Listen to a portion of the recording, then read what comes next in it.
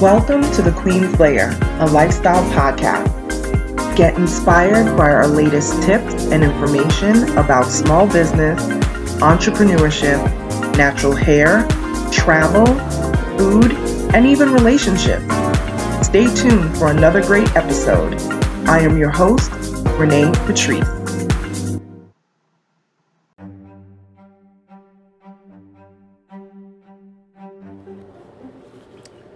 Hey, you guys, welcome back to my podcast. As always, thank you so much for tuning in. I've been taking a break from podcasting. As you all know, we're in the middle of this COVID-19 global pandemic.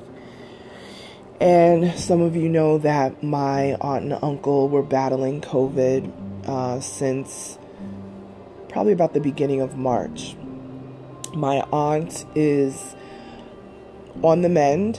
She has been sick for a while, but she is coming back around, eating again, feeling better. She was very weak for several weeks, almost a month. And so she's kind of coming back around. Unfortunately, my uncle Clarence did not make it. He had underlying conditions happening with his heart, and also he was battling Alzheimer's, dementia, and he unfortunately did not make it. He passed away April 20th, and it has been a lot to deal with, all of everything that's been going on. You try to find the lighter sides of things, just to kind of keep you going. The fact that you can't be with family, you can't just hop on a flight and travel, can't have a funeral. They were in New York, so New York, of course, is the absolute epicenter of all this right now in the country. So it is it's a very scary time. But in the middle of all of that, of course, we know life is still moving. People, essential workers have to work. People, have to live their life, And since all of this has happened, right before this, actually, here in Georgia, there has been a story brewing about a young man who was out jogging in the middle of the day. We weren't on lockdown yet in Georgia at the time. I don't think there was a stay in order at that time. I think the stay in order came in place in March. But we were self-quarantining, or started the process of self-quarantining, and COVID became, a big thing, kind of third, fourth week of February going into the beginning of March when this incident took place. Young man is jogging in his neighborhood, maybe a couple blocks over from where he lives, and two men pursue him on the road in their cars. There seemed to be that the video from the incident has now surfaced in the last day or so. And according to what they gave, their account of this young man having brutally attacked them, which is why they shot and killed him, was the original story.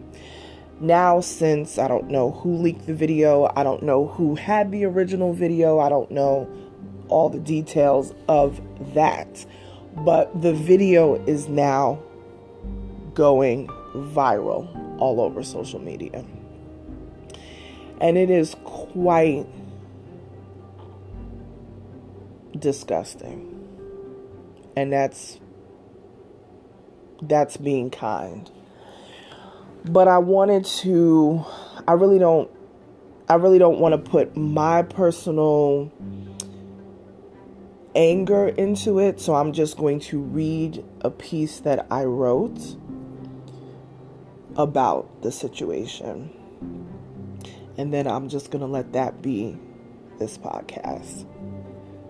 Because I know a lot of people, when you write, folks know I've written for different publications and, spoke and been interviewed for things, and people often ask my opinion on things, which I greatly appreciate that people even think my opinion even matters. I think that's amazing, and thank you so much for that.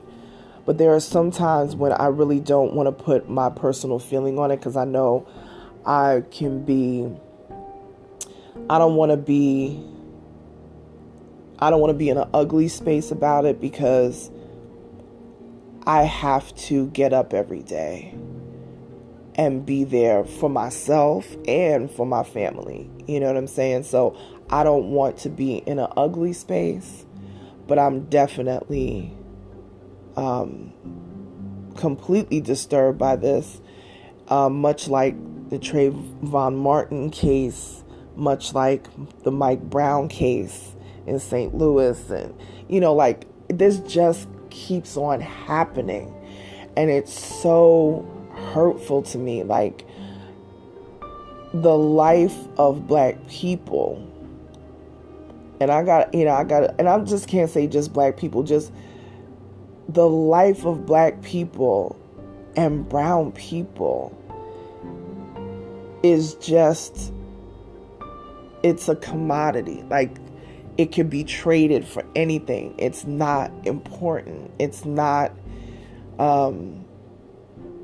it's just, man, I don't even have the words, really. It's just like, it just doesn't matter. This is where Black Lives Matter was born out of, because of things like this. When we as the Black community say Black Lives Matter, it doesn't mean that other lives don't matter. It just means that we matter too. We matter as well. So when you see things like this, an unarmed man jogging in his neighborhood where he should feel safe, and for two citizens, one who I will say was former law enforcement and an investigator for the DA's office in Brunswick, Georgia. So let's say that first. To see these two people pursue this man as if they have the right not only to stop and detain him, but to shoot him dead in the street in the middle of the broad daylight. And you are telling your story as if you were fearing for your life.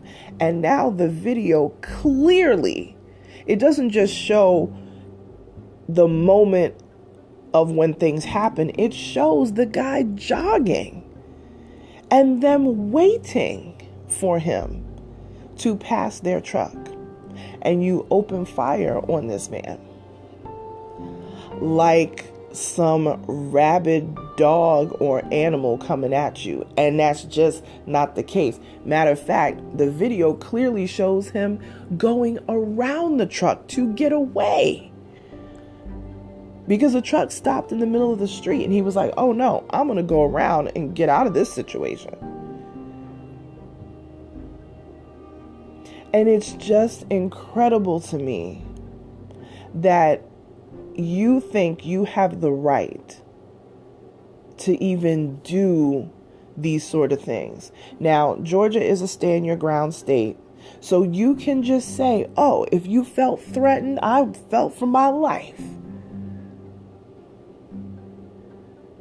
That you can just, this cowboy lawlessness that's going on. Like, again, I don't want to put my personal anger into it. So with that said, I'm just going to read the piece that I posted on my Facebook and give a website of where you can join this,